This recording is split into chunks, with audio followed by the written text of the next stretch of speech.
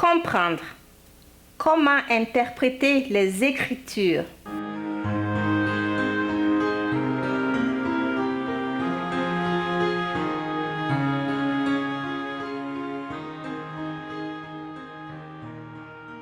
Bienvenue à votre émission. Notre étude aujourd'hui a pour thème « Faire face aux passages difficiles ». La question du jour: pourquoi la Bible contient-elle des passages difficiles à comprendre et comment leur faire face? La Bible est la parole écrite de Dieu. À travers elle, Dieu se révèle à l'humanité et enseigne sa volonté à ses enfants. Cependant, il faut reconnaître que nous avons parfois des difficultés pour comprendre certains passages. L'on pourrait se poser la question de savoir si Dieu cherche réellement à communiquer sa volonté aux hommes à travers la Bible. Pourquoi donc n'arrivons-nous pas toujours à comprendre facilement? Les problèmes que nous rencontrons quelquefois dans nos efforts de compréhension de la Bible touchent pour la plupart aux symboles utilisés, notamment dans les prophéties, et aux passages qui apparemment semblent se contredire.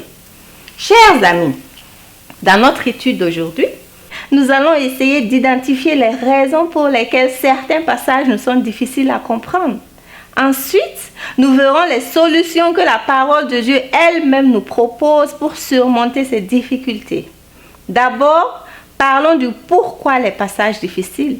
La principale entrave à la compréhension des passages difficiles est que nous sommes des êtres humains imparfaits et limités. La Bible nous rappelle dans 1 Corinthiens 13, verset 9, que nous connaissons seulement en partie. Il nous est donc impossible de tout connaître, particulièrement des choses qui relèvent de la sagesse du Dieu infini de la Bible. Aussi, nous pouvons ne pas immédiatement comprendre la signification de certains faits, simplement parce qu'ils font appel à des éléments culturels auxquels nous ne sommes pas nécessairement familiers. Il nous faudrait d'abord comprendre les faits dans leur contexte culturel d'origine. Maintenant, parlons de l'attitude que nous devons avoir devant les passages difficiles. D'abord, nous devons faire face aux passages difficiles avec humilité et prière. Jacques 4,6 nous rappelle que Dieu résiste aux orgueilleux, mais il fait grâce aux humbles. S'humilier devant Dieu, c'est reconnaître que nous sommes limités et mettre notre désir de connaître la vérité au-devant de toute autre chose, y compris notre ego, d'avoir chaque fois raison. Ensuite, il est essentiel de faire face aux passages difficiles avec honnêteté et prudence. Il faut d'abord reconnaître qu'on a des difficultés de compréhension, ne pas chercher à occulter les difficultés, trouver des explications en dehors du contexte ou déformer la vérité. La prudence nous recommande de rechercher sincèrement la vérité et ne pas se précipiter sur des conclusions hâtives erronées. Troisièmement, cherchons à faire face aux passages difficiles avec détermination et patience. La parole de Dieu nous donne ce conseil dans Hébreux 10, 36. Vous avez besoin de persévérance, afin qu'après avoir accompli la volonté de Dieu, vous obteniez ce qui vous est promis. Soyons patients, prenons le temps qu'il faut pour étudier. Nous n'apprécierons que davantage les trésors contenus dans la Bible. Finalement, nous devons faire face aux passages difficiles à la lumière des autres passages bibliques qui traitent du même sujet et dans la prière. Essayons toujours de trouver des déclarations claires de l'Écriture pour faire la lumière sur les passages qui sont moins clairs. Il ne faut surtout pas faire le contraire. Dans la prière, nous obtenons l'aide du même Saint-Esprit qui inspire les écrivains bibliques. Prenons l'exemple de la question du salut par les œuvres ou par la foi.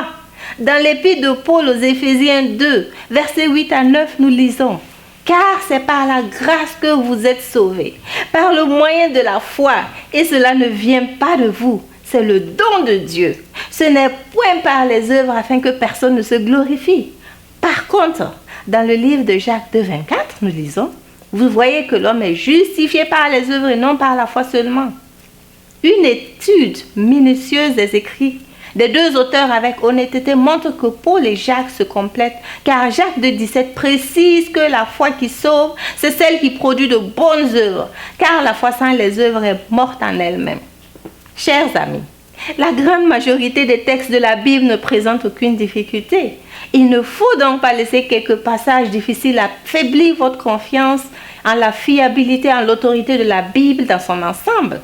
Devant les passages difficiles, demandons l'assistance du Saint-Esprit et restons honnêtes, humbles et patients.